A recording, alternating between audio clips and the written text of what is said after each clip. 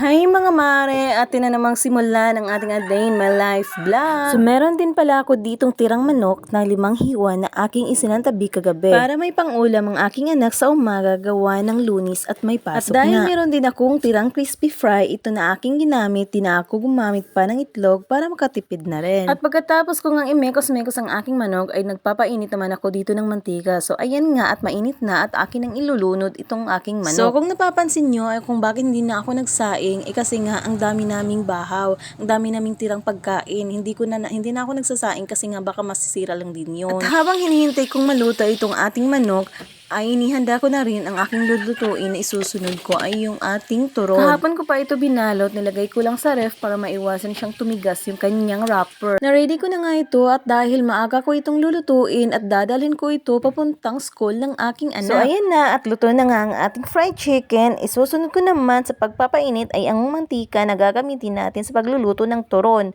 So itong mantika nga pala ito ay ginamit ko rin sa pagluluto kahapon ng ating banana cube na pinay-snacks ko doon sa nagba-Black Rosary. At habang nagluluto naman ako ng turon ay sinabay ko na rin ang aking pagkain. At dahil luto na nga lahat ay nagpapainit naman ako ng mantika na para anibalan ko sa ating asukal. Ito ang gagamitin nating pangcoat sa ating turon. At habang nasa school na nga kami ay nagpa-fire at earthquake drill na nga kami sa mga kabataan. Nakakatuwa naman tignan dahil sa murang edad nila ay marunong na rin silang makipag-cooperate sa mga gawain dito sa school. At habang hindi pa dumadating si Kapitan na nagdadala ng megaphone na may tunog na bombero, ay dinidemo muna namin sa kanila kung paano gagawin yung ganoong sitwasyon. At habang papalapit na si Kapitan at dahil nakaready na rin yung ibang mga bata, yung iba naman ay takot na takot dahil sa tunog na iyon, itong aming kapitan ay siya talaga yung may hands-on sa mga ganitong gawain. At napaka-aktibo niya pagdating sa mga kakailanganin lalo na't sa mga bata. O diba, sana all ganito ang kapitan nyo. Habang papalabas na yung mga bata ay inalalayan naman ng mga nanay nila. Syempre, kailangan talaga ng patnubay ng mga magulang kasi nga sa murang edad pa nila. So kailangan naming lumabas para maipakita sa mga bata kung gaano or paano nila gagawin habang nasa ganoong sitwasyon na. So ito na, success ang aming pa-drill. Thank you sa mga nanay na sumuporta. At dahil tapos na nga kami sa mga bata, dito na rin kami sa labas para sa mga matatanda.